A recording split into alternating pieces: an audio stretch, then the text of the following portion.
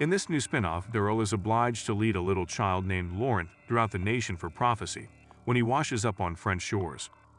How in the world did DARYL Dixon, the grisliest recluse and leather enthusiast on The Walking Dead, wind up in France? There's no right or wrong answer in AMC's newest spin-off, The Walking Dead DARYL Dixon. But by the end of the first episode, we can begin to piece part of the puzzle together. I think this show is off to a great start because of its brave attitude to stillness and stunning, authentic European surroundings. It's not the same. In addition, it adds two themes, mutiny and Messiah, to the Walking Dead canon that intrigued me as a fan of the show's mythology and comic book origins. Let's begin with the man himself first, though. The last time we saw DARYL Dixon, who isn't exactly the first or second person you would choose for a hero's journey, was in The Walking Dead's season finale. He departed the Commonwealth in quest of Rick Mycon and potentially information about the outside world. According to Judith, he should have had a happy ending. All he appears to have discovered is the outer world. The spin-off opens in media res with DARYL on a yacht, acting as a raft that washes up on the shore in the south of France, in typical Walking Dead fashion. After stumbling through a deserted beach town and discovering a boat with some misplaced supplies, he soon has a fish on a grill, a poncho, and the voice of an Irish survivor whose cassette tapes he discovered. The fact that he is in a foreign nation doesn't appear to worry him too much. It's possible that he has experienced something similar in the interim between The Wandering Dead and this. That might just be DARYL being DARYL. He records his own message on the cassette tape before setting out on his journey in the great wide somewhere. He claims, "I went looking for something, and all I found was trouble." That serves as our first hazy indication of his route to the continent. The next moment, we see him on a walk reminiscent of Tolkien, giving his best Aragorn impression. The words pouvoir de vivants, which translate to power of the living, are written in graffiti in the next village he comes across. Depending on what you wish to say, of, from, or even by, could be included in this phrase. Great slogan. Later, he comes upon some less inspiring graffiti on a building's facade that says, "Attention Affamés," which translates to starving. After some time, DARYL finds Maribel and her father, Guillaume. Fortunately, she appears kind and speaks English. In the background, he talks incoherently about the French and Americans cooperating during World War II. I like that dads are still talking endlessly about World War II in the background, even in a post-apocalyptic world overrun by zombies. They'd volunteer to accompany him on this journey, but two soldiers soon follow. DARYL fights back, and he and Maribel are able to take down the two armed men who are threatening Maribel. However, the relationship is short-lived when DARYL is knocked unconscious and his supplies are taken while he is barely aware by the father and daughter. But before he passes out, a woman arrives and takes him back with her, saving them from killing him. Enter Isabel, a nun portrayed by Clemence Poissy, who you might know from Harry Potter and the Goblet of Fire or in Bruges, but who in DARYL Dixon seems to be in a depressive tent mood. She has been trailing him and hanging placards that say "God loves you" or "Dieu vous aime." After cauterizing DARYL's wound, Isabel and the other nuns get him dressed in a warm jumper and some cute braces.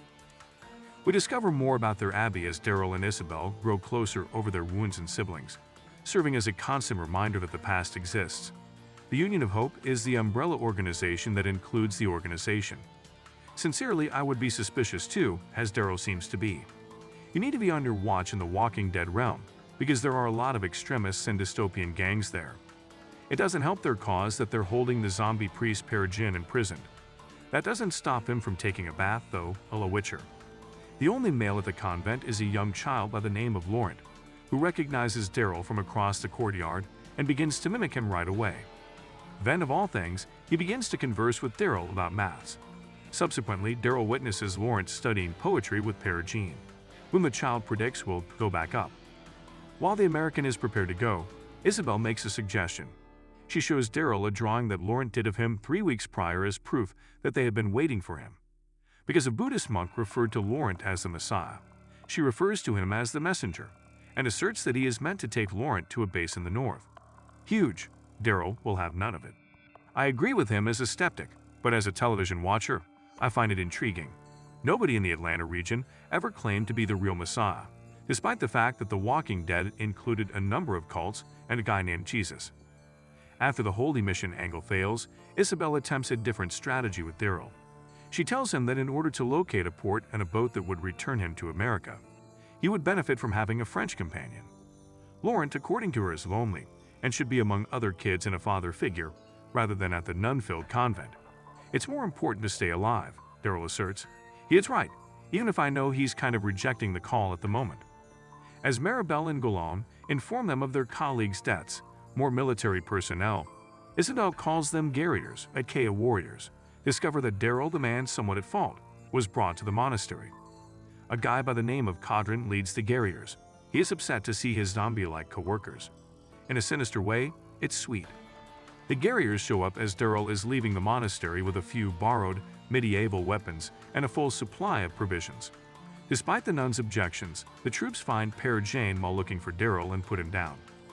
They make an attempt to bring Laurent back with them, but gassed. When Daryl comes back, a large-scale nuns versus soldiers altercation starts.